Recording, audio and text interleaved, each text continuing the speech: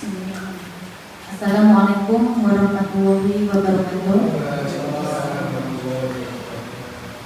Yang kami hormati Bapak PLT Kepala Sekolah, yang kami hormati Bapak Pendamping Sekolah UPTD SMP Negeri 5 Batu Ampar, yang kami hormati Bapak Ibu Dewan Guru serta staf Tata Usaha. Kemudian acara ketiga adalah acara inti, yaitu pemaparan program sekolah yang akan disampaikan oleh Bapak PLT Kepala Sekolah kepada Bapak Ari MPD. Kami persilahkan. Assalamualaikum warahmatullahi wabarakatuh. Alhamdulillahirabbil alamin. Assalatu wassalamu ala asrofil anbiya'i wal mursalin sayyidina Muhammadin wa ala alihi wa sahbihi ajma'in. Pertama yang sama-sama kita hormati Bapak Pendamping Sekolah atau pengawas pembina, Bapak Suwarto MPD. Baik Bapak Ibu, di sini sesuai dengan indikator kinerja atau target kinerja yang ulun pilih di ruang GTK itu adalah pemaparan tentang program sekolah.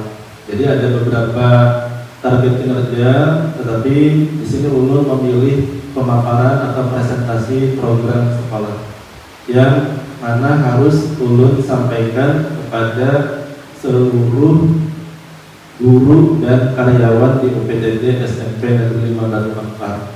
Nah, jadi nanti di sini ulun mohon kerjasamanya, pian tidak cuma mendengarkan saja, tetapi juga aktif memberikan masukan-masukan agar program sekolah di UPTD SMP Negeri 5 Batu Ampar ini nanti bisa menjadi lebih baik lagi.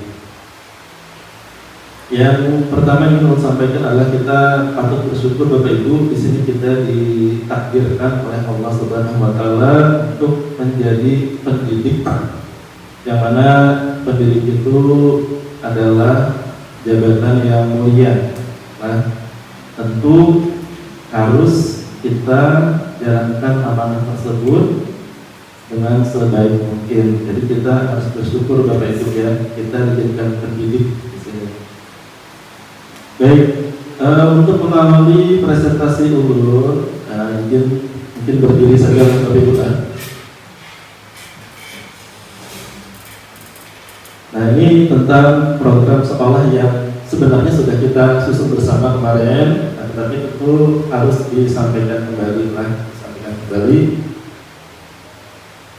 Nah, tujuan dari pertemuan kita kali ini adalah menunjukkan bagaimana sekolah merancang program yang berbasis data. Jadi nanti ada data-data yang harus perlu sampaikan ke pihak semuanya, dan kita harus mengetahui data-data tersebut dan berhadapan dengan kebutuhan satuan pendidikan sehingga dapat memberikan dampak nyata terhadap peningkatan kualitas proses dan hasil belajar. Nah, di sini tujuan yang pertama seperti yang ditulis. Terus yang kedua, penyamaan persepsi. Jadi nanti di sini program-program yang akan kita laksanakan di UPTD SMP Negeri 5 Batu Ampar itu kita harus punya persepsi yang sama terhadap program tersebut. Dan tanggung jawab pelaksanaan program sekolah. Bukan cuma namanya saja yang ada, tetapi kita harus bertanggung jawab untuk melaksanakan program tersebut. Nah, ini tujuannya. Yang kedua, nah ini pertama kita harus lihat kembali visi misi sekolah kita yang telah kita susun bersama dengan komite kemarin.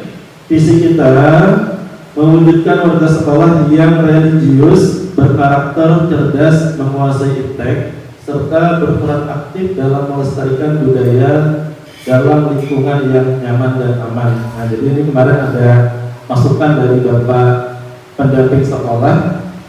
Ya, jadi lingkungan yang nyaman dan aman itu yang di belakang saja nantinya, di belakang. Jadi kalau awalnya dulu kan kita mewujudkan sekolah yang nyaman dan aman serta berprofil pelajar Pancasila, itu kan visi yang sebelumnya. Nah, di sini kita balik, yang nyaman dan amannya itu adalah lingkungannya, lingkungan sekolahnya. Nah, jadi ditaruh di belakang. Nah, untuk visinya jabaran dari visi menanamkan nilai-nilai religius dan karakter mulia, mewujudkan lingkungan sekolah yang nyaman, aman, dan inklusif, meningkatkan kecerdasan dan keterampilan peserta didik, mengembangkan kompetensi guru dan tenaga pendidikan. Jadi tidak cuma siswanya Bapak Ibu ya. Jadi kita di sini ulun sebagai pimpinan sementara, pimpinan sementara ya, walaupun nanti nggak tahu kapan gantinya. Nah, di sini ulun juga punya misi, tidak cuma siswanya yang ditingkatkan kompetensinya, tetapi guru dan tenaga kependidikannya. Nah, jadi guru dan tenaga pendidikan itu juga menjadi poin penting bagi ulun untuk ditingkatkan kompetensinya. Terus menanamkan kesadaran akan pentingnya melestarikan budaya lokal dan nasional. Makanya di sekolah kita ada muatan lokal. Muatan lokal. Terus membangun budaya disiplin, kerjasama, dan inovasi. Selanjutnya menjadi kerjasama dengan berbagai pihak. Baik, nah dari misi tadi diturunkan lagi menjadi tujuan sekolah. Ya, ini kemarin kebetulan dapat materi dari Bapak Suwoto waktu Ombel Kepala Sekolah binaan beliau di Asalam. Jadi dari visi dulu, misi ke tujuan, baru nanti ke program-program. Jadi antara visi, misi, tujuan dan program itu berkesinambungan, sinkron. Nah, jadi seperti itu. Baik, tujuannya seperti yang tertulis di depan: membentuk peserta didik yang religius dan berkarakter mulia, menciptakan lingkungan sekolah yang nyaman, aman, dan inklusif, meningkatkan kualitas pembelajaran berbasis literasi, numerasi, dan teknologi. Jadi tidak cuma literasi, numerasi, tetapi di sekolah kita beberapa saat ini sudah menerapkan yang namanya teknologi dalam pembelajaran. Terus meningkatkan profesionalisme guru dan tenaga pendidikan, menumbuhkan kecintaan terhadap budaya lokal dan nasional, mendorong peserta didik untuk memiliki jiwa inovatif, kreatif, dan kompetitif dalam bidang akademik maupun non akademik. Sudah beberapa kali kita laksanakan ya Bapak Ibu, dalam pembelajaran kita menugaskan siswa-siswa kita membuat video. Nah, itu ulun anggap sebagai siswa kita memiliki jiwa inovatif dan kreatif.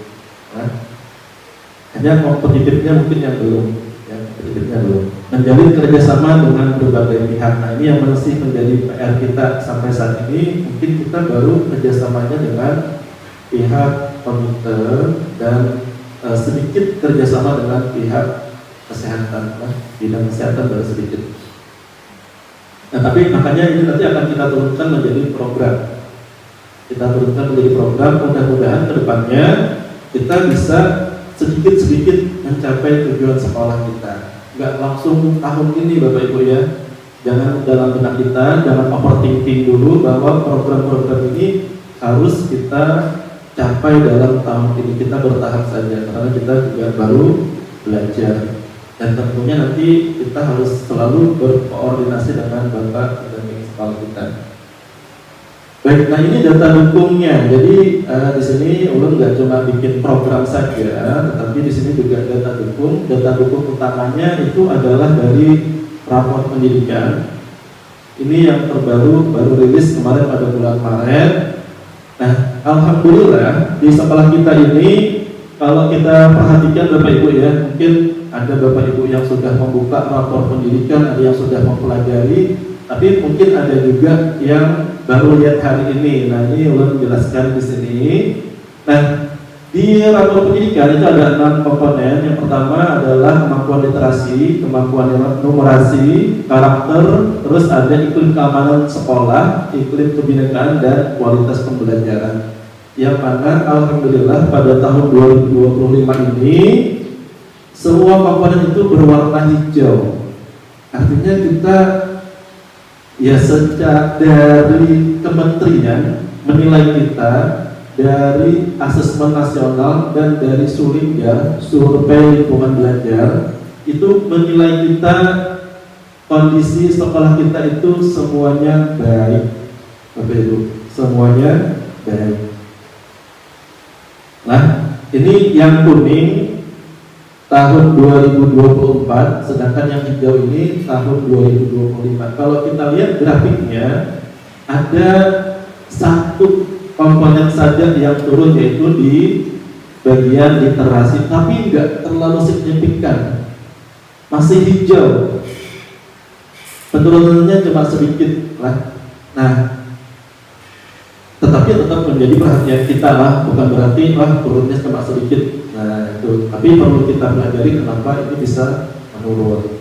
Nah selanjutnya data dukung berikutnya, ini data catatan kasus siswa yang kita point out itu pertama bullying Bapak Ibu, karena bullying ini menjadi perhatian secara nasional karena cepat sekali angkatnya bullying ini, apalagi sampai terekam di media sosial. Ini sangat berbahaya sekali ya. Untungnya di sekolah kita walaupun siswanya bawa HP, tapi siswa tidak kita perkenankan untuk melakukan aktivitas media sosial.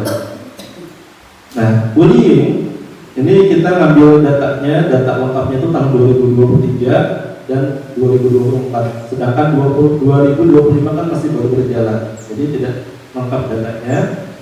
Pada tahun 2023 ini ada 15 kasus bullying secara verbal dan secara fisik. Ada yang fisik satu kali ya, fisik ada. Nah, cukup tinggi Bapak Ibu, cukup tinggi. Nah lalu menurun di tahun 2024 10 kasus. Walaupun turun, tapi kan sebenarnya sekolah kita ini tidak mentoleransi adanya bullying. Kalau bisa 0 kasus. Nah kedepannya mungkin kualitasnya ke sana Bapak Ibu, kemandirian siswa. Jadi ini adalah suatu budaya nanti akhirnya.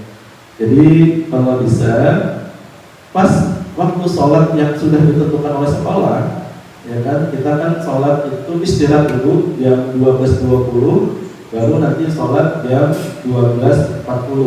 Jadi istirahat 20 menit dulu supaya nggak kepikiran mereka dengan jajannya.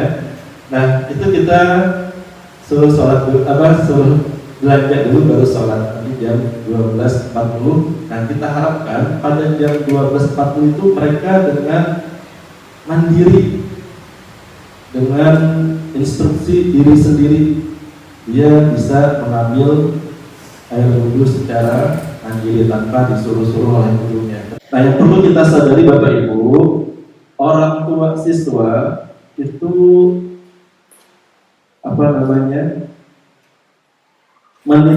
kasarnya menitipkan anaknya ke sekolah kita itu karena apa sih? Oke, ulun minta keaktifan Bapak Ibu di sini untuk kita sama-sama berdiskusi.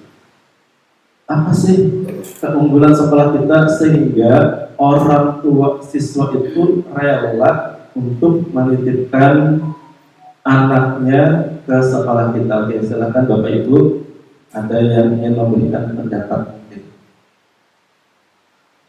Dipersilakan.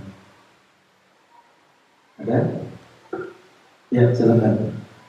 Mungkin salah satunya supaya anaknya lebih berkarakter lebih baik lagi daripada sebelumnya, dan juga mempunyai untuk menimba ilmu yang lebih lagi di sekolah.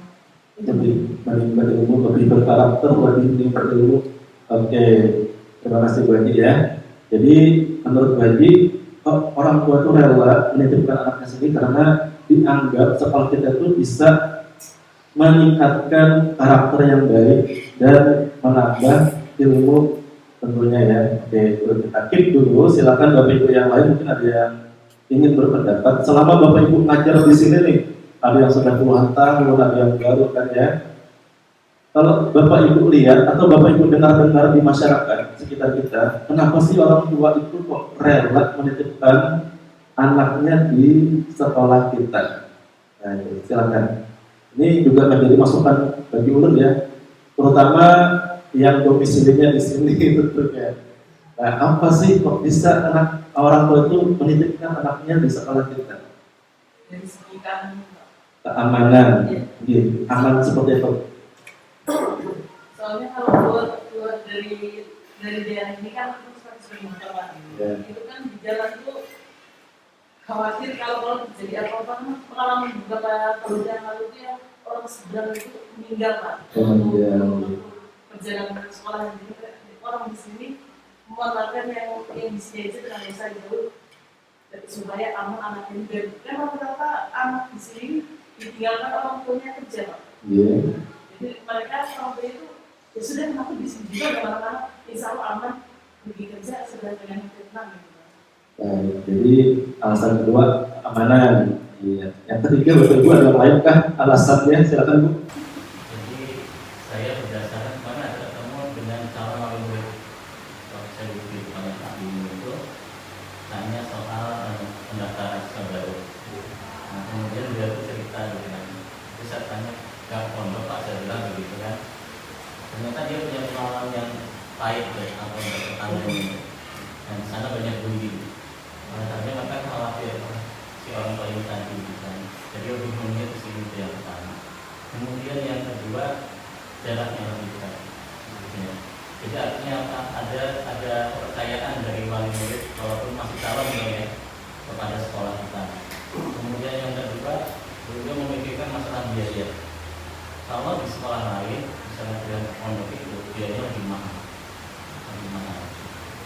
Dan kemungkinan kedua adalah si anak ini kemungkinan bisa tidak betah.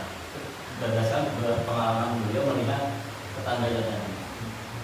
Jadi di sini mungkin yang paling soroti adalah jangan sampai anak saya kena bullying dan biaya. Ini. Terima kasih Pak. Ada ingin menyampaikan lagi berdasarkan pengalaman atau dengar di masyarakat ini kenapa sih kok mereka itu rela menitipkan anaknya di tempat kita? Ini penting ya Bapak Ibu ya. Jadi ini menjadi dasar kita nanti membuat program ke depan. Ya, Linda. Kan baru-baru ini kita dapat baru lagi kita ada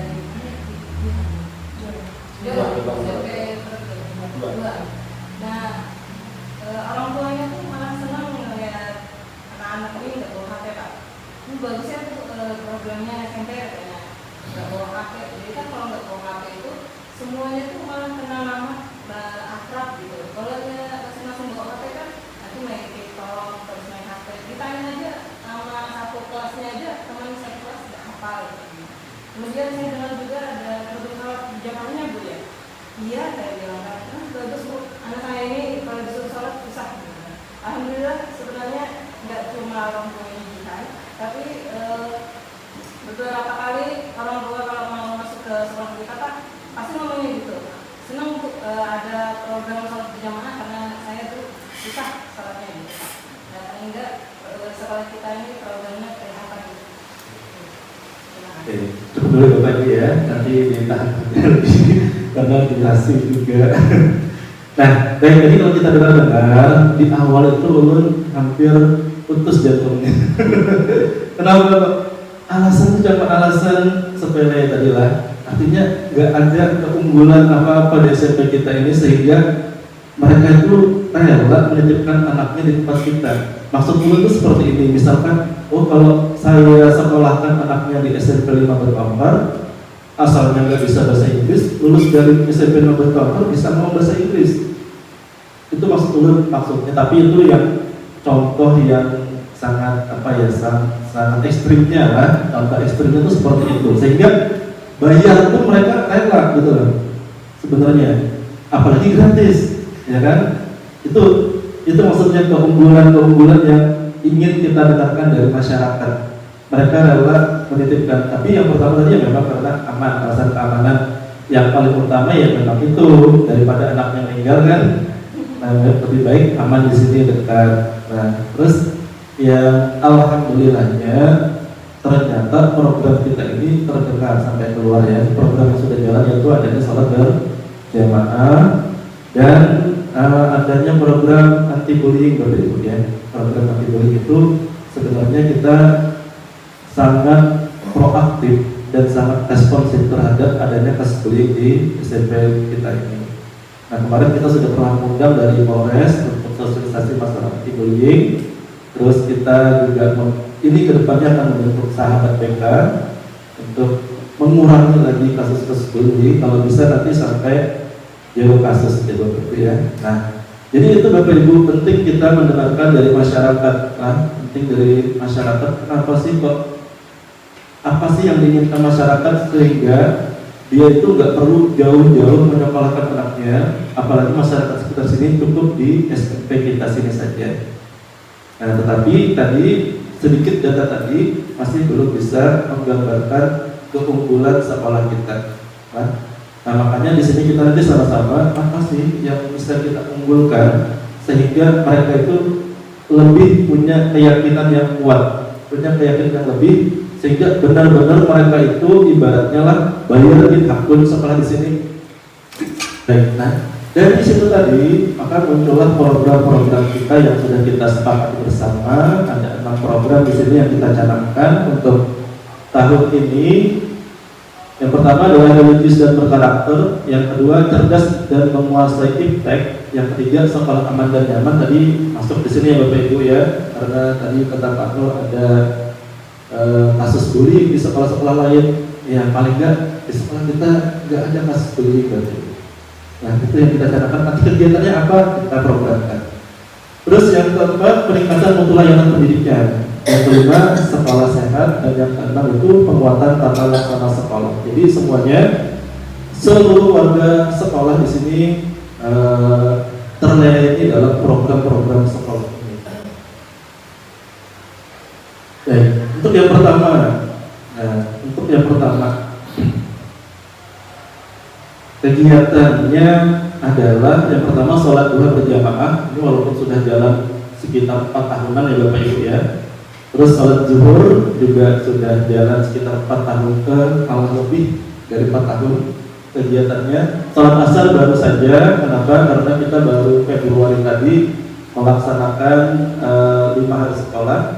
Menyanyikan lagu Indonesia Raya, Asmaul Husna dan doa ini kayaknya dari pertama Bu Siti ya. Dari pertama di sini tahun 2010 ya. 2010 di sini kan. Nah, ya. Karena sebelumnya di SD Pak. Dulu SMP 5 Batampar ikut SD. Terus peringatan Hari Besar Keagamaan, peringatan Hari Nasional, pembinaan OSIS, membaca sholawat burdah. Ini membaca sholawat burdah ini dilaksanakannya cuma sebulan 2 kali di hari Jumat. Lalu, nah ini yang ingin kita unggulkan Bapak Ibu, yaitu hafalan juz 30 atau juz amma. Ini yang ingin kita unggulkan di sekolah kita. Dulu sudah pernah kita jalankan.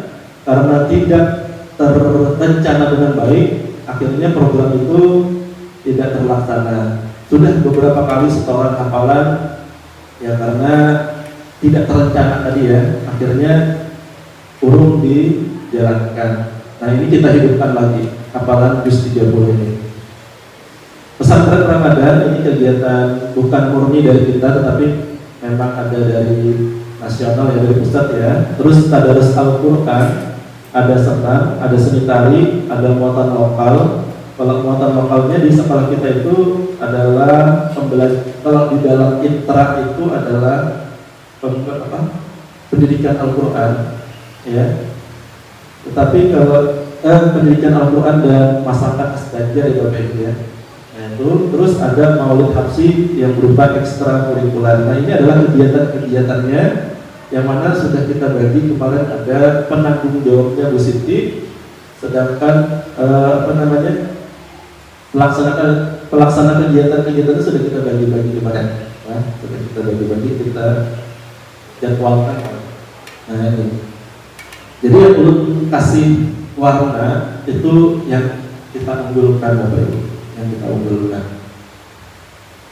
Baik. Yang kedua, cerdas dan menguasai iptek programnya. Apa saja programnya? Yang pertama ada P5, walaupun mungkin semester ini P5 yang terakhir.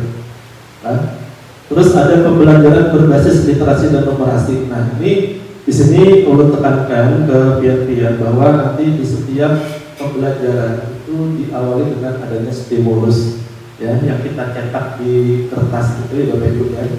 Itu upayakan setiap awal pembelajaran dimulai dengan stimulus, bisa membaca, bisa melihat grafik, bisa di semua mata pelajaran, bisa berupa timeline, lini masa, ya.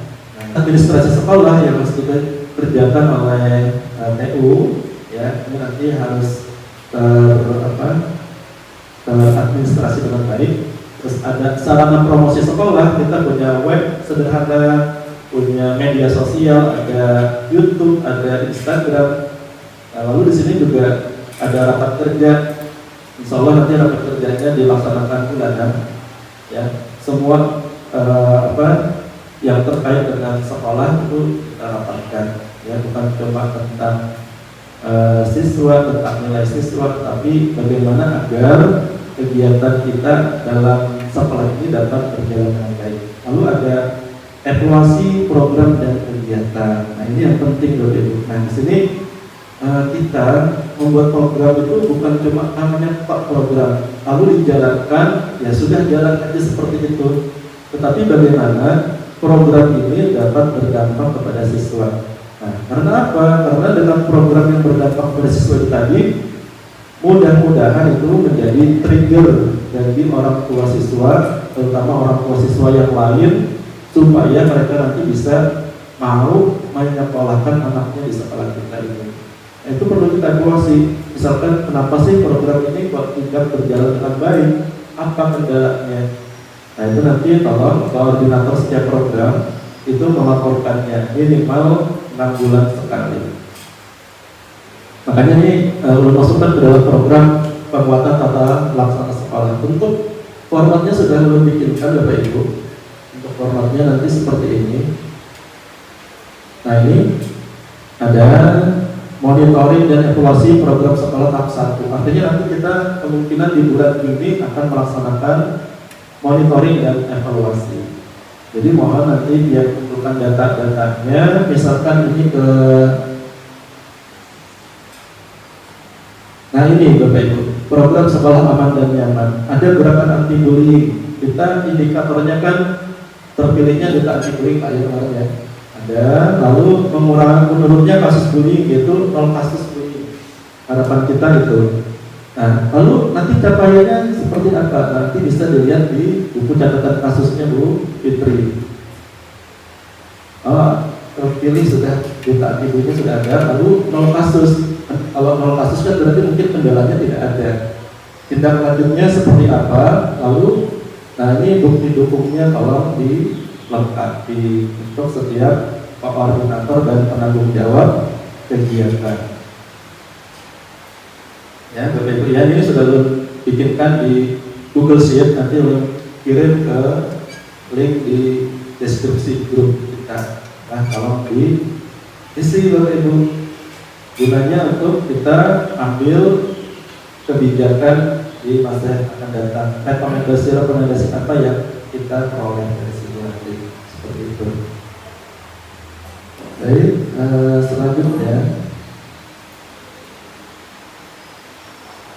nah ini program kita yang terakhir Bapak Ibu ya. Nah, sekarang ada matrik prioritas. Tidak semua program yang kita canangkan tadi itu adalah program prioritas Bapak Ibu. Di sini ada penting dan mendesak. Terus penting tidak mendesak. Penting tapi tidak mendesak gitu Bapak Ibu ya. Lalu ada tidak penting tapi mendesak. Tidak penting tapi harus kita lakukan. Nah, terus ada tidak penting, tidak mendesak. Nah, dari sekumpulan program-program yang kita punya tadi, kegiatan-kegiatan yang kita punya tadi, kira-kira, nah di sini ulun ingin mendengar dari Pian, minta bantuan Pian, mana sih kegiatan yang penting mendesak, tidak penting tapi mendesak, penting tapi tidak mendesak, terus tidak penting dan tidak mendesak. Nah, silakan Pian pikirkan dulu tadi program apa saja sih nanti yang penting dan mendesak. Kalau penting dan mendesak itu kalau bisa dibiayai Bapak Ibu. Karena penting dan mendesak, tinggal nanti konfirmasi ke bendahara ada nggak di juknisnya, seperti itu. Ini loh kayak kasus bullying, anti bullying penting dan mendesak Bapak Ibu, karena menjadi perhatian nasional. Jangan sampai di sekolah itu ada bullying.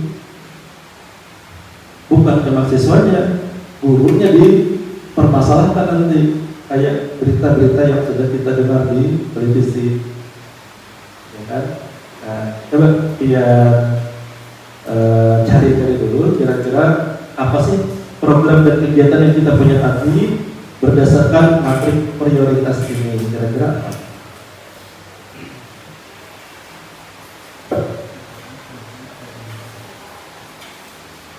Sambil ini Bapak Ibu lah dipersilahkan. Pak, tadi Bapak persilahkan Pak ya. Yang serius berat. Iya.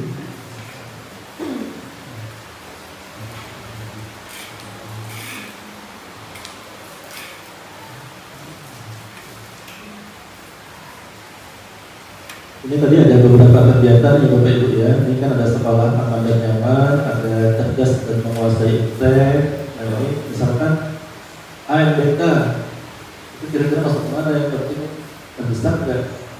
Atau tidak penting tapi mendesak nih. AMBK tidak penting tapi mendesak nih harus kita laksanakan walaupun tidak penting gitu. Misalkan terus membuat buku antologi ini penting nggak? Mendesak tidak? Gitu. Tapi ini mau kita unggulkan nantinya. Apa jus 30 itu penting ya? Mendesak tidak? Misalkan seperti itu.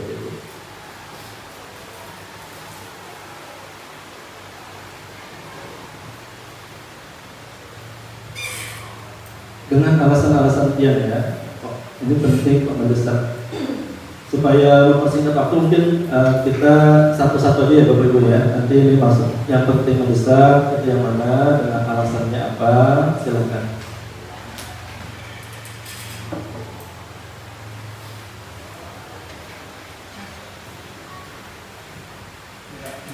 Ya, silakan Pak.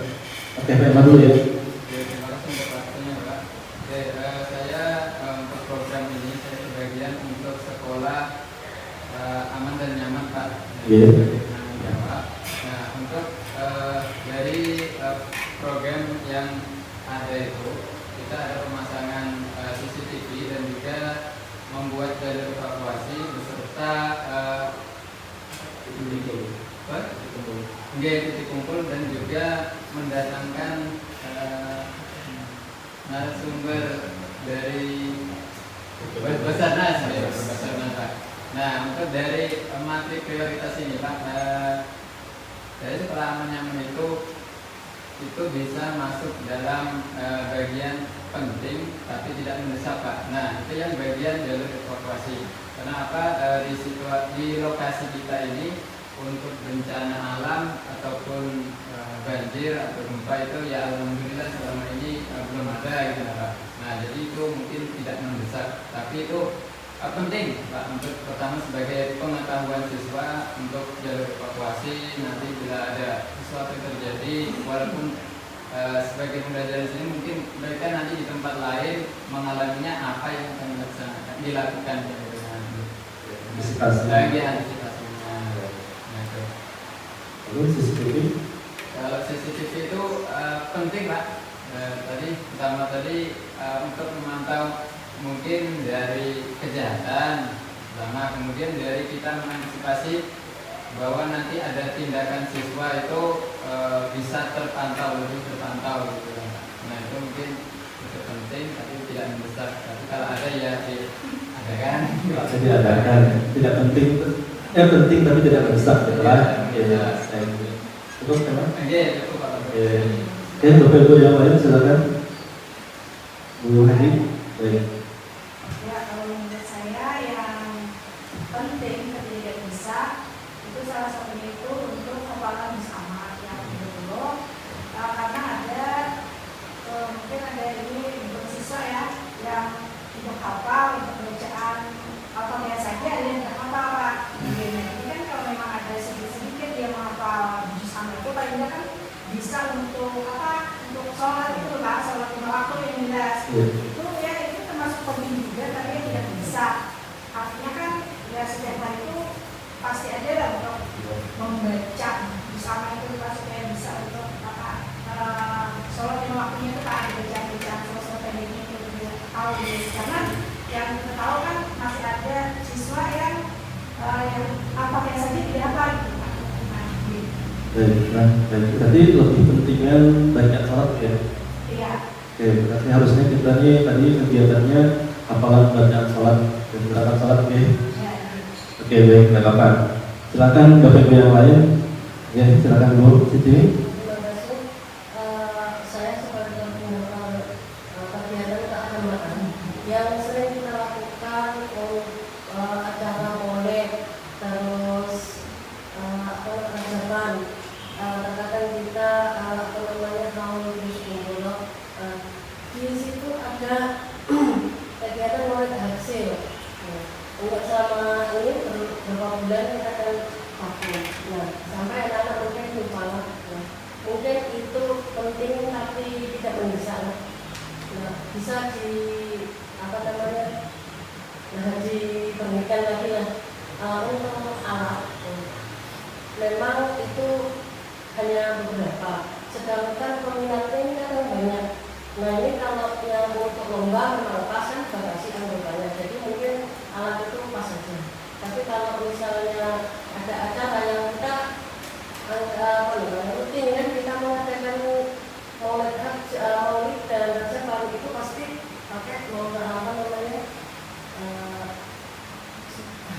ya pakai habsi ya teman. Nah ini kayak mendatangkan pelatih ya. Karena terus terang saja kalau saya mengajar kayak lapangan ya nggak bisa pasti banyak pelatih. Nah ini mungkin ya ada dananya itu terbatas berapa dalam satu tahun? Sekali-kali maksudnya itu berapa saat? Nah 50.000. Nah ini sedangkan manggil pelatih itu kan nggak mungkin kita ngasih 50.000 kan pasti mengikuti yang lain ya. Nah itu mudah-mudahan ada tambahan lagi lah dari supaya mungkin lagi kita maaf, menurut Dian kayak yang tadi prioritasnya yang mana? Nah itu penting tapi tidak mendesak. Tidak mendesak ya.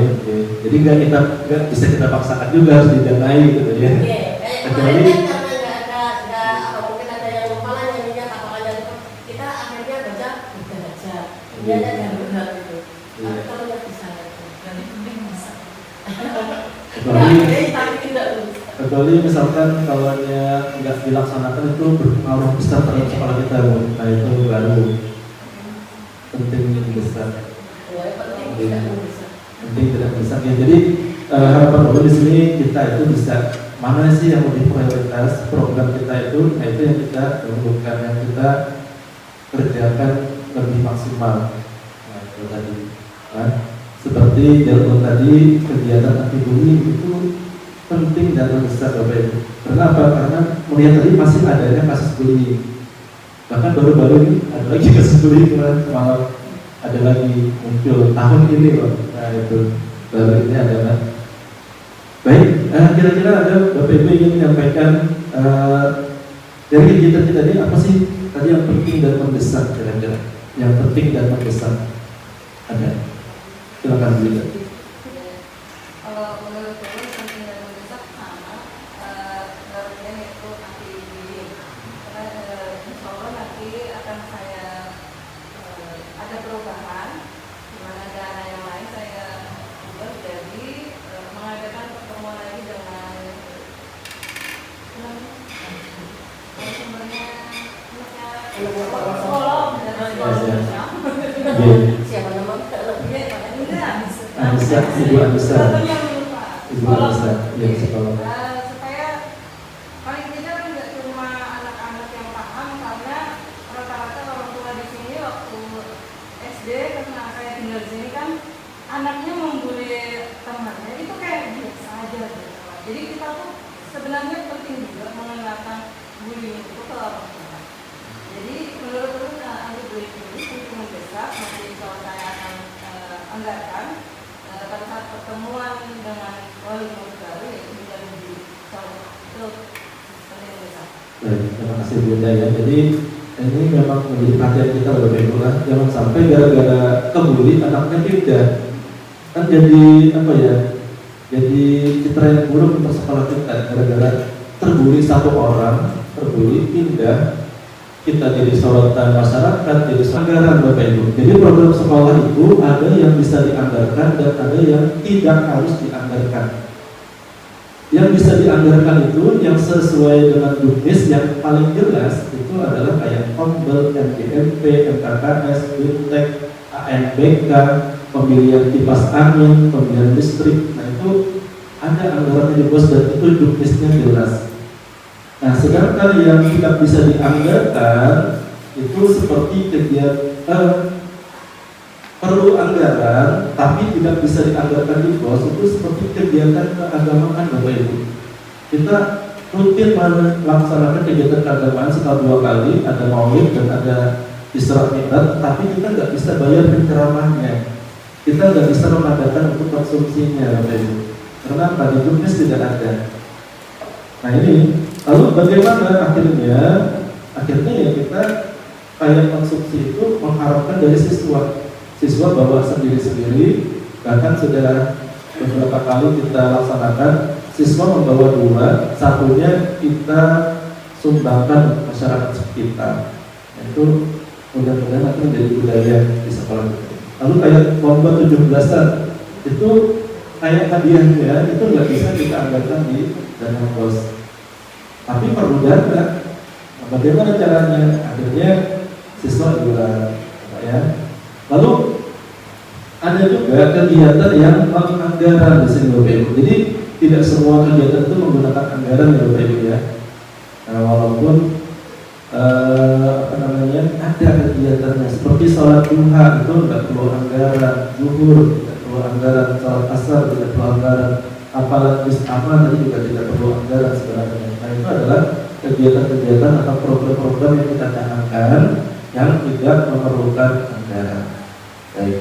Nah ini mungkin cukup jelas ya Bapak Ibu ya. Jadi kita dalam menjalankan program di sekolah itu ada yang bisa dianggarkan dan ada yang tidak bisa dianggarkan. Komel kita pun itu terbatas Bapak Ibu. Jangan nanti berharap kita ada 9 kali komel itu hanya 3 kategori yang bisa dianggarkan.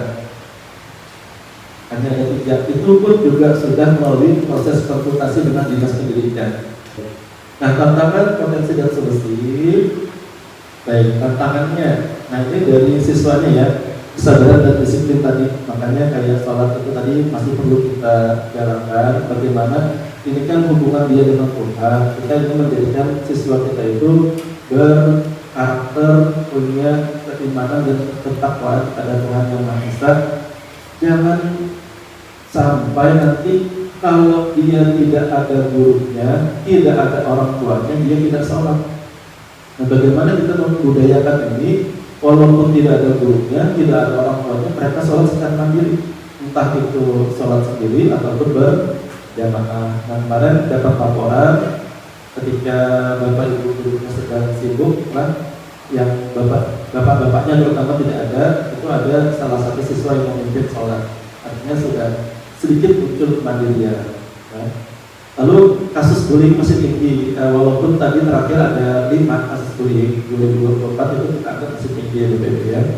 Nah itu karena apa? Karena indikator kita berhasilnya sekolah ramah anak tadi adalah 0 kasus. Komunitas belajar belum optimal. Tahun kemarin kita juga melaksanakan kombal, tapi kita rasa masih belum optimal begitu. Lalu belum ada sistem evaluasi yang jelas. Nah, ini kemarin yang ditagih sama Pak Oto, ada nggak evaluasinya? Hampir semua kepala sekolah setanah laut itu belum melaksanakan yang namanya evaluasi. Analisis saja belum, jadi apalagi evaluasi. Nah, perlu harap kita tahun ini belajar apa yang namanya evaluasi program, tentunya nanti dengan dibimbing oleh Pak Suwarto. Belum juga nggak bisa. Nah, karena baru ditunjuk juga, baru belajar juga. Lalu potensi beberapa program dapat dijalankan dengan baik. Nah, kalau kita lihat datanya di di RKT kita,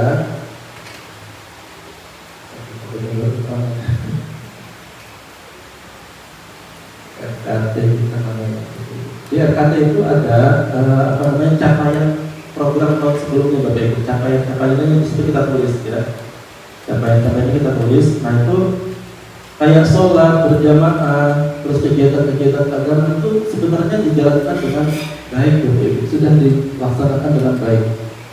Nah di sini sholat berjamaah, partisipasi pada lomba akademik kayak OSN juga baik, cuma sekedar ikut aja, tapi untuk kualitasnya kita masih belum. Kalau katakan kualitasnya masih belum, kayak sholat berjamaah tadi, kayak berwudunya, kemandiriannya masih belum ada.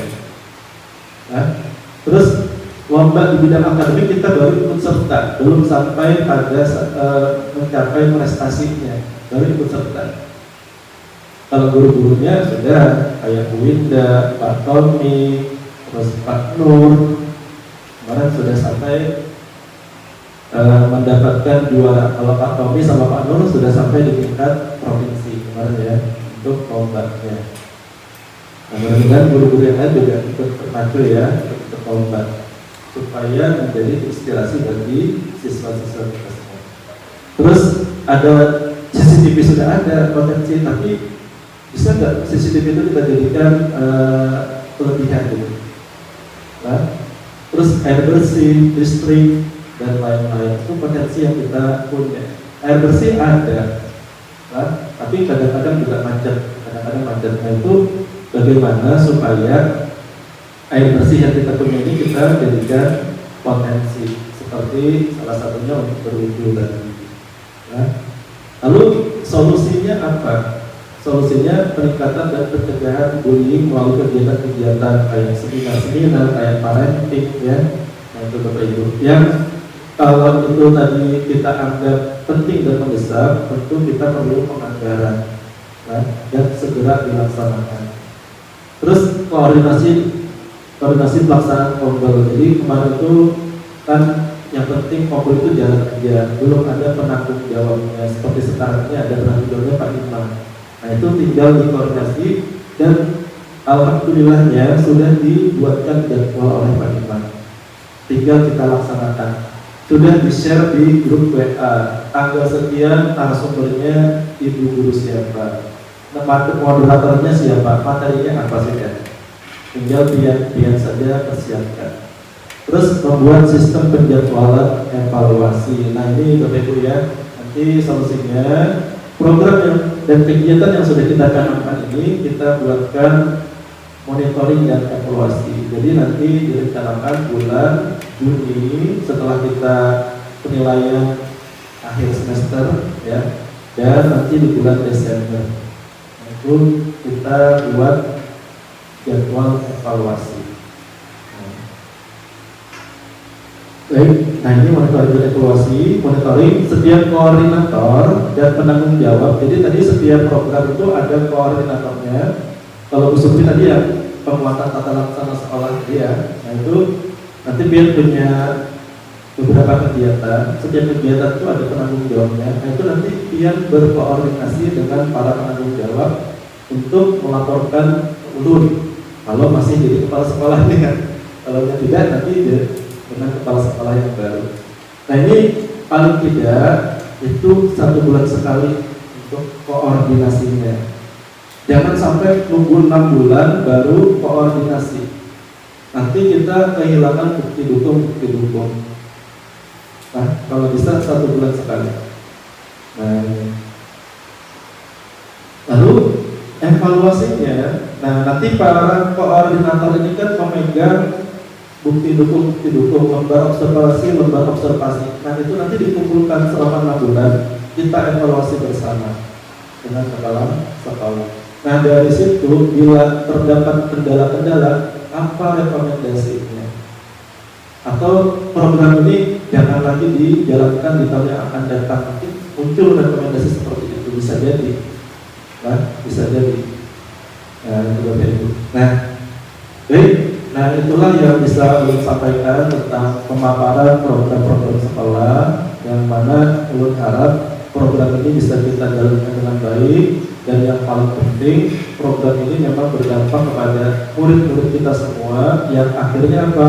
Dapat menciptakan citra sekolah SMP 15 Oktober yang baik, sehingga nanti orang tua siswa berbondong-bondong menitipkan anaknya di sekolah kita, bukan cuma karena alasan dekat, bukan karena cuma alasan murah, tetapi memang keinginan orang tua siswa menyekolahkan anaknya di sini itu karena program-programnya yang berdampak baik pada anak-anaknya. Cukup sekian, terima kasih atas perhatian.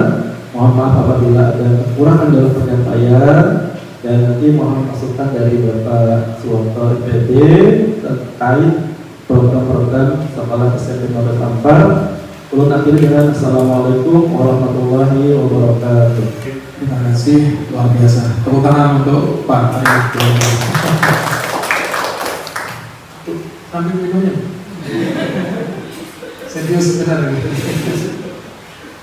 Pak Ari, kalau misalnya coba yang buka apa namanya, pengelolaan kinerjanya bisa yang untuk guru.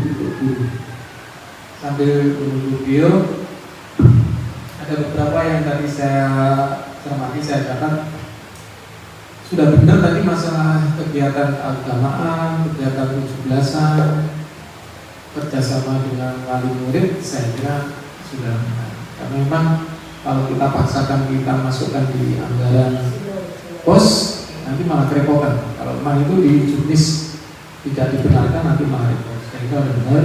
Bahkan kalau memang kondisi darurat, kalau ada paguyuban wali murid atau komite, kalau bisa membantu sebenarnya nggak apa-apa kalau bisa didialogkan yang sifatnya insidental, misalnya kayak NKKS, SKAP.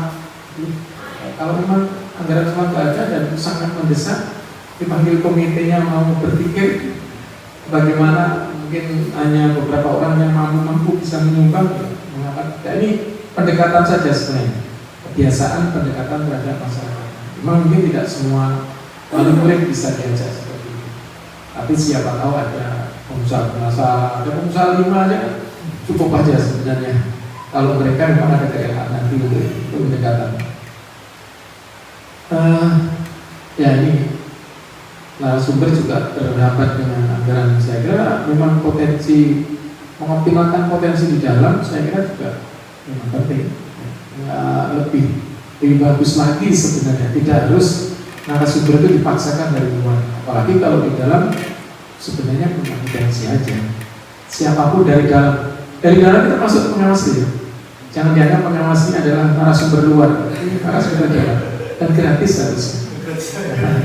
Jadi tidak apa-apa kita optimalkan dari narasumber di dalam. Apalagi di sini ada kawan-kawan bergerak, ada yang sudah sering kesana kemari, termasuk hasil-hasil iklan. Hasil MP yang optimal itu sebenarnya juga bisa didiskusikan di program, termasuk hasil-hasil kegiatan bintech yang berbayar. Seperti saya, jangan kira nggak berbintech, saya bintech tapi berbayar. Saya tidak mau yang cari yang gratis-gratis. Yang gratis biasanya rame-rame aja.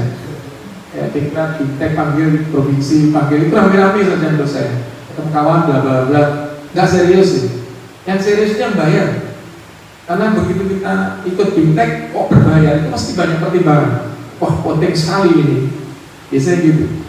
Berani bayar, pasti ngikuti sungguh-sungguh. Karena kalau nggak sungguh-sungguh rugi. Saya pernah ikut kegiatan nafsi di pusat. Orang itu berebut duduk di muka. Aneh ya. Biasanya kalau bintech kita berebut duduk di belakang. Yang dibayar pemerintah. Waktu itu bintech aksi pertemuan rakernas sebenarnya, cuma ada bintechnya. Itu berebut di muka. Mengapa? Karena merasa bayar. Bahkan bisa maki-maki panitia gara-gara terlambat narasumbernya datang. Oh iya, atau peserta bisa maki-maki panitia. Nah, ini. Saya juga pernah ikut seminar yang pesertanya itu maki-maki panitia karena narasumbernya tidak kompeten. Oh, berarti bahaya masalahnya, merasa rugi apa narasumber seperti ini kan? Itu waktu bahas reorientasi pengajaran IPS di Jogja waktu itu, saya pernah ikut juga. Nah, kalau tadi ada menyebut ini karena sudah teranggarkan dan merancang narasumber Anissa Fitri mungkin maksud ibu ya tadi ya. Mudah-mudahan masih bisa, tetapi dia sebenarnya kemarin sempat ikut CPNS, dia diterima. Mestinya harusnya ini sudah karena mundur-mundur katanya kalau yang ASN kan Juni. Ya mungkin kalau ada SK-nya itu ya nggak bisa mungkin harusnya. Dan di Juli, yang Juli ini saya sampaikan dulu supaya nanti terbang pas waktunya nggak bisa. Tapi nggak tahu karena SK-nya belum keluar. SK-nya belum keluar. Dan di IKN, ya, nggak tahu di IKN itu gimana. IKN-nya aja nggak ada. Masih proses.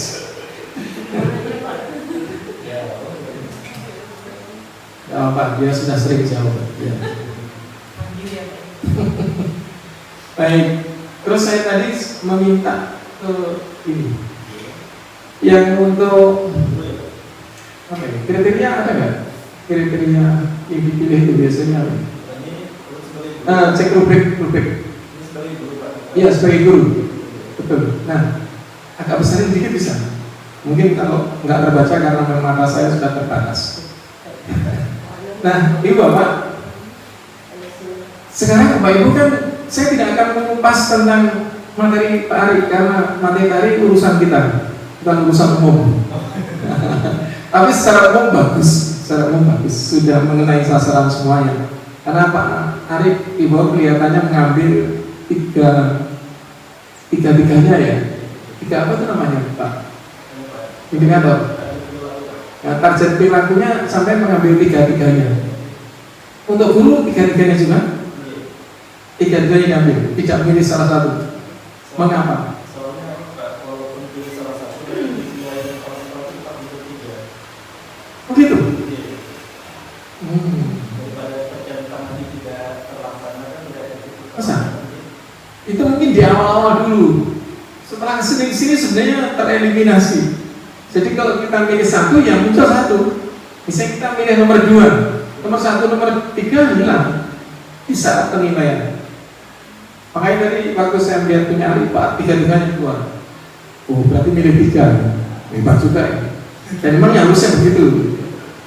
Kalau kepala sekolah yang lain, satu biasanya. Nanti ini satu ini diamati, ya, ini tiga-tiganya. Makanya saya melotot mulai awal sampai akhir karena banyak betul.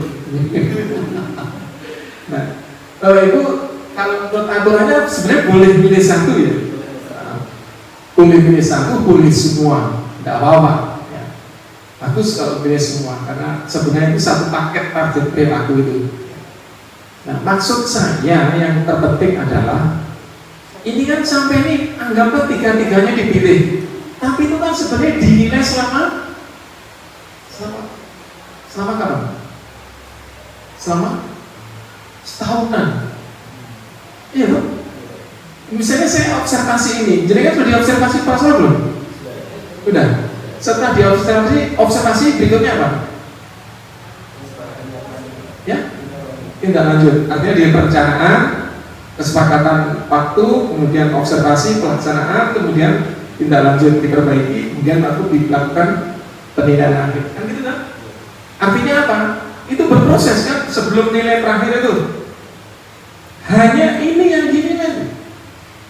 Yang pada akhirnya menyimpulkan nanti sampai itu posisinya di mana? Baik, sangat baik, cukup, kurang. Di sini adalah yang dapat nilai kurang. Tahun kemarin cukup, baik, sangat baik, ada. Nah, artinya apa? Sampai memilih 3 poin. Apakah berat itu? Coba misalnya, guru memberikan penjelasan yang mudah sesuai dengan pemahaman awal peserta didik. Yang dilakukan guru apa? Guru menampilkan visualisasi atau ilustrasi memudahkan pemahaman didik. Guru menjelaskan konsep yang sulit dengan bahasa yang mudah dipahami. Misalnya saat mengajar kok ada yang sulit sampai harus dijelaskan. Kalau sudah dijelaskan berarti poin itu sudah selesai. Terus sampai ada perilaku yang harus dihindari. Ini tidak boleh dilakukan. Usahakan tidak dilakukan. Karena kalau misalnya kita melakukan itu akan mengurangi skor. Kan gitu kan?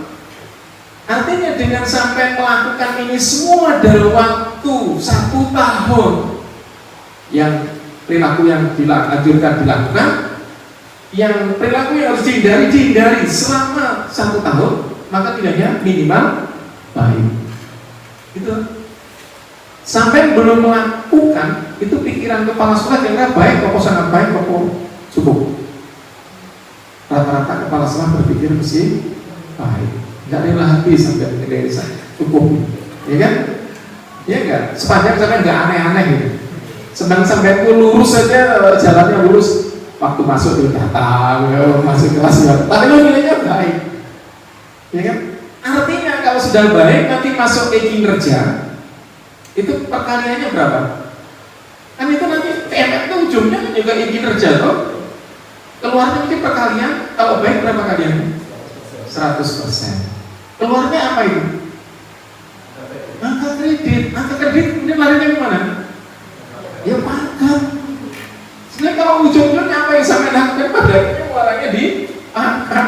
Sebenarnya pertanyaannya sekarang, kalau sampai sudah ada jaminan nilainya baik, yang aku anggap kepala sekolah itu nggak tega sampai nilainya baik. Sekarang sampai ini setelah nilainya baik, apa perubahan yang rasakan dengan melakukan item-item ini? Sudahkah berubah sesuai dengan perilaku yang dianjurkan? Sudahkah menghindari perilaku yang harus dihindari? Itu sebenarnya menjadi pertanyaan kita. Untuk itulah menurut saya merenung sebenarnya untuk tahun kemarin saya bingung menilai kepala sekolah itu. Mengapa? Karena begitu langsung dikasih belajar ID dari dinas, nilai kepala sekolah tanpa basa-basi, tanpa pemberitahuan, tanpa diberitahu caranya kayak apa yang dinilai. Jadi pokoknya melihat diapakan, bingung. Pokoknya yang penting nggak merugikan kepala sekolah. Itu semua. Bahkan ada yang keliru sangat baik banget, karena nggak tahu tadi. Ya. Jadi setelah setahun saya melakukan itu, saya renungkan ini sebenarnya apa kan kayak orang main-main gitu. Jadi apalagi sebenarnya kita boleh memilih satu, karena tidak ada paksaan, kesepakatan itu sebenarnya antara yang menilai dengan yang dinilai. Aku satu aja baik, boleh nggak kira-kira?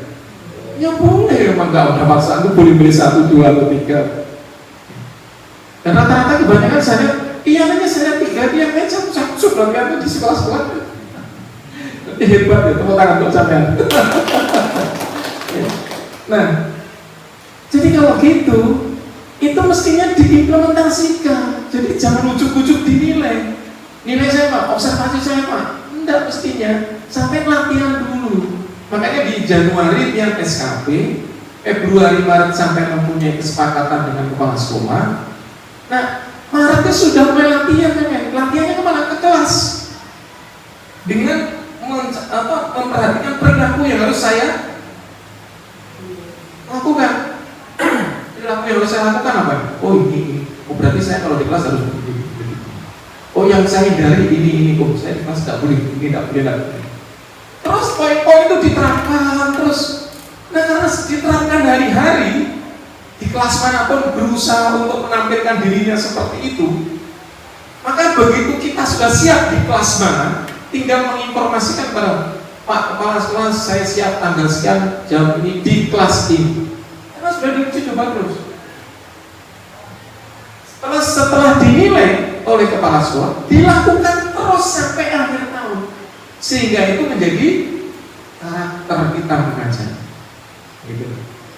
Sehingga nilai baik tadi yang intinya adalah kali 100%, itu melekat dalam pembelajaran kita. Itu sebenarnya diinginkan kalau saya tadi seperti itu. Termasuk kepala sekolah seperti Pak Ari tadi menyampaikan materi seperti ini. Oh kalimatnya harus seperti ini. Oh harus berbasis data seperti itu. Ini kebiasaan, ini harus dilakukan terus. Setiap kali menyampaikan sesuatu, alur itu harus diikuti supaya menjadi karakter kita. Harusnya seperti itu. Sehingga membentuk karakter. Nilai baik itu melekat sesuai dengan nilai yang didapatkan, karakter yang dibuat, perilaku yang harus dilakukan setiap saat kita melakukan kegiatan. Itu sebenarnya esensinya. Kalau nilai itu kayaknya sudah sampai pegang, nilainya pasti baik. Kecuali dia tidak masuk sebulan tanpa keterangan. Ya. Jadi kalau saya mudahnya ngomong itu ya, kepala sekolah, kalau saya kepala sekolah, dalam nilai sama itu baik aja. Kalau sangat baik berarti saya keliru ngeklik. Tapi yang jelas dia baik. Cuma ojo aneh-aneh. Itu aja. Yang terpenting itu dampak setelah yang mempelajari ini, menerapkan ini, mempraktekkan ini, pakai dalam kehidupan sampai itu berperilaku seperti ini gitu. Yuk guru, yuk dinilai sudah melekat jadi karakter, lakukan setiap mengajar itu seperti itu gitu. Tahun depan jangan itu lagi, bukan sudah melekat di karakternya. Tahun depan pilih yang lain, perilaku yang lain, supaya berubah dan meningkat terus perilaku kita. Ya, itu menurut saya. Apa hubungannya ini Pak? Hubungannya ada di Perdirjen 2626 tahun 2023. Nah, nanti dilihat. Pernah lihat Perdirjen 2626? Itu Perdirjen yang isinya adalah kompetensi guru. Kalau kepala sekolah Perdirjen 7327, kalau pengawas 7328, sama, masing-masing punya kewajiban. Jadi jangan khawatir, kok guru aja Pak? Kepala sekolah ada Perdirjen 7327, pengawas ada 7328, sama.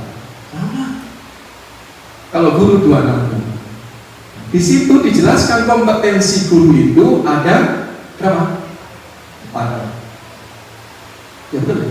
Kalau kepala sekolah 3, kalau pengawas 3. Tapi ingat, kepala sekolah 3 itu sebenarnya adalah 3 ditambahan dari guru. Karena kepala sekolah adalah guru yang diberi tugas menjadi kepala sekolah. Jadi sebenarnya kompetensinya harusnya 7. Harusnya begitu. Pengawas 3 kompetensinya, tapi ini tambah 4 karena pengawas juga guru. Sebenarnya begitu. Karena jabatannya sama, kepala sekolah, pengawas, guru itu jabatannya sama. Jabatan fungsional adalah guru yang diberi tugas sebagai pengawas, guru yang diberi tugas sebagai kepala pendamping satuan pendidikan kalau sekarang. Kepala sekolah, kepala satuan pendidikan. Jadi prinsipnya kalau di 2626 kita harus punya kompetensi 4: kepribadian, sosial, pedagogis, profesional. Ini dijabarkan juga, nanti harusnya dinilai. Di kompetensi ini ada indikator dan subindikatornya. Ini dilihat di Perdirjen 2626. Gurunya yang ngerti kompetensinya kan. Guru yang punya kompetensi ini kemudian dinilai dan harusnya sampai tiap tahun dinilai juga seperti PKKS itu. Penilaian kinerja kepala sekolah tiap tahun sampai tiap tahun. Guru itu harusnya tiap tahun juga dinilai menggunakan Perdirjen 2626. Tapi nilai kompetensinya. Nanti kalau dinilai guru itu kemudian mempunyai, setelah dinilai akan keluar 5 level. Ada guru level 1, level 2, level 3, level 4, level 5. Sama dengan kepala sekolah. Levelnya mulai dari level mampu, paham, level paham, level dasar, level menengah, level mumpuni, level ahli. Nah, level 1, 2, 3, 4, 5. Dan itu sesuai dengan pangkat. Kalau levelnya itu pangkat, ada yang pangkat golongannya 2? Ada ya? Itu mestinya mereka juga level 2. Kalau pangkat golongannya 3, level 3. Golongannya 4, level golongan 4, 4A, 4B, 4dia. Kalau 5 mestinya golongannya 4C, 4D utama. Jadi kalau di sini ada golongannya 4dia, kok dinilai dengan kompetensi itu levelnya 2, orang pantas. Ini hubungannya dengan penilaian pengelolaan kinerja. Kalau sampai golongannya 4, jangan berbangga-bangga. Jangan-jangan kalau dinilai dengan kompetensi ini, nanti jangan-jangan turun ke level 3. Padahal level 3 itu untuk golongan 3, golongan sampai 4. Aneh kan? Lebih cilaka lagi, dites levelnya 2. Itu untuk golongan 2, golongan paling rendah pratama. Ya, golongan 3, golongan muda. Golongan 4, 4A, 4B, madya. Golongan C, D, E, kalau dulu belum ada. Pengawas yang ada. Itu adalah utama. Itu mengapa hubungannya kita ini mencoba untuk mempraktekkan itu benar-benar, jangan seremonial. Itu loh Pak. Ya. Jadi kalau saya bilang nilai baik itu pasti kepala sekolah kadang turun, sama dengan kepala sekolah pengawas kadang turun, walaupun yang menilai itu kepala sekolah, nyatanya di tangan pendamping satuan pendidikan, di tangan pengawas, nyatanya begitu, walaupun yang tanda tangan kepala dinas. Mesti nggak ada turun pengawas. Sama dengan kepala sekolah hari berkumpulnya suruh penilai sampean. Banyak kata kurunnya daripada kurunnya. Paling nilainya baik, kan nggak jamin kepala sekolah berani menilai tidak baik. Kurang, kecuali sangat luar biasa, tidak pernah masuk berbulan-bulan mungkin baru. Sepanjang masuk aja ketemu kepala sekolah senyum aja udah pasti baik. Nah, namun demikian makanya ibu bapak, yang terpenting bukan nilainya. Yang terpenting itu bagaimana dia tuh menerapkan itu loh, yang sudah yang sudah masuk pengelolaan kinerja itu diterapkan betul itu. Kan sedikit aja itu, nggak banyak itu. Cuma cermat itu, nggak banyak. Itu terapkan sedikit demi sedikit, terapkan. Itu. Kalau tidak paham dengan uraian perilakunya atau perilaku yang dihindari, tanyakan kepada kepala sekolah. Mengapa kepala sekolah? Yang menilai. Kalau kepala sekolah kan bukan salahmu, salah kepala sekolah. Ini maksudnya apa nih Pak? Ini ternyata kepala sekolah salah. Lakukan aja. Mengapa? Resikonya kepala sekolah, bukan resiko sampai. Itu yang baik. Jadi itu hubungannya mengapa itu, kemudian mengapa harus saya tekankan ini. Karena kemungkinan jarang yang mengupas ini, jarang melupakan hubungannya pengelolaan kinerja yang di TMN itu apa sih? Saya melihat itu seremonial perhatian. Padahal itu ada hubungannya dengan ini. Dengan setelah saya pelajari Perdirjen 26 secara cermat, itu bahkan level itu menunjukkan pangkat. Cuma sayangnya dulu nggak pernah dinilai. Kalau kepala sekolah sudah pernah, dan kepala sekolah banyak yang nilainya di 2 dan 3. Ayo, padahal kepala sekolah banyak yang golongannya 4, bahkan ada yang utama 4C. Dengan bangganya kita guru utama. Saya bersyukur masih lagi ada ini. Malu sih kalau tahu ini, malu gitu loh. Ya, malu kalau tahu aturan main ini sebenarnya. Begitu dites, masuk, analisis saja nggak mampu. Masuk di level 2 itu golongan 2. Dasar kita. Level 1 itu paham, level 2 itu dasar, level 3 itu menengah, level 3. Ya. Tapi saya nggak pernah bilang ini, kalau bilang ini geger ya sebenarnya. Karena kalau di kepala sekolah saya sampaikan ini geger, kata itu dia nggak pernah nyampaikan. Dan alhamdulillah nggak ada yang protes, nggak ada yang keluar, berarti nggak baca Perdirjen. Ya.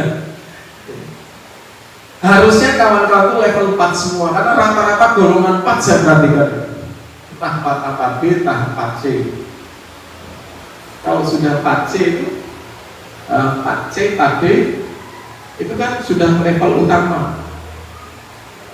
Kalau saya 4C misalnya kan masih belum utama betul. Apa itu? Pengawas utamanya belum utama apa?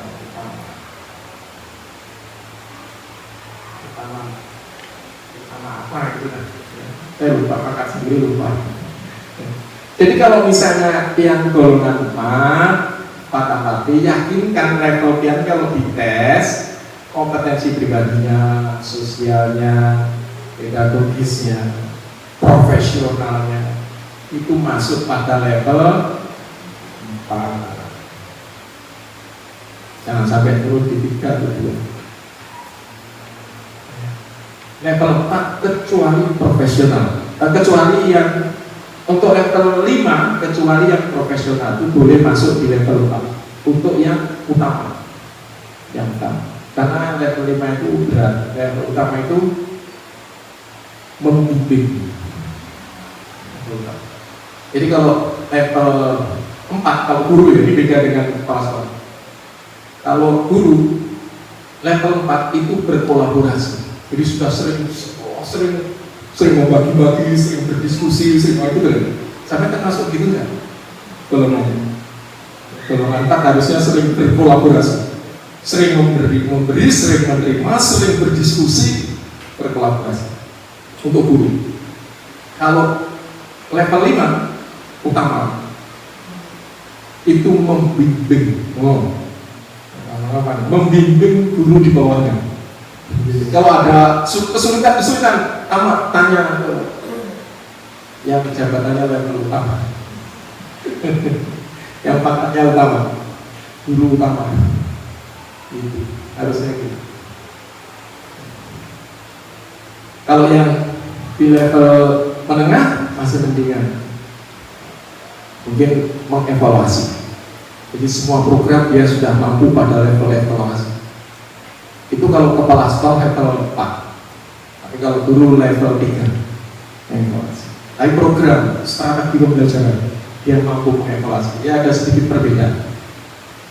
Itu pengetahuan Bapak, dan mudah-mudahan dengan ini yang termotivasi, terdorong bahwa ini bukan kegiatan seremonial, bahwa ini harus mampu meningkatkan kemampuan kita. Yang penting nilai dijamin oleh kepala sekolah pasti baik, apalagi kepala sekolahnya PRT kawan yang bisa atur-atur. Aku baik ya. Jadi faktornya bukan nilai baik tidak baiknya, bukan itu. Bagaimana itu bisa berdampak ke kita, itu loh ya. Itu yang penting, menjadi karakter kita mengajar tuh seperti itu yang diinginkan, minimal itu. Itu ya, kayak itu ya. Itu yang jadi catatan kita. Saya kira terima kasih banyak sudah melaksanakan kegiatan ini, dan saya terima kasih banyak Pak Ari sudah diundang, dan mudah-mudahan bisa bermanfaat untuk kita semuanya. Kalau kepala sekolah seperti ini cara observasinya, maka sampai diobservasi oleh kepala sekolah ajar. Saya mengobservasi dia berapa jam. Setelah ini pun saya masih ngobrol, saya tidak cukup di sini. Saya kira itu yang bisa saya sampaikan. Terima kasih banyak. Mohon maaf. Assalamualaikum warahmatullahi wabarakatuh.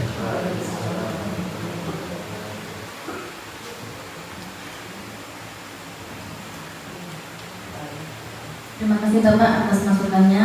Informasi yang disampaikan oleh Bapak tadi sangat bermanfaat bagi kita semua. Sebelum menutup acara, mari kita bersama-sama mengajukan doa kepada Allah Subhanahu wa Ta'ala yang akan dipimpin oleh Pak Nur Yanto.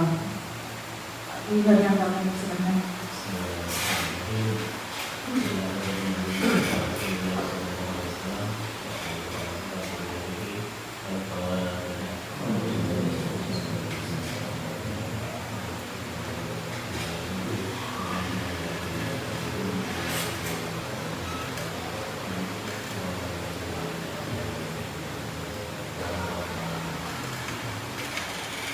Demikian rangkaian kegiatan pemaparan program sekolah pada hari ini. Mari kita tutup acara ini dengan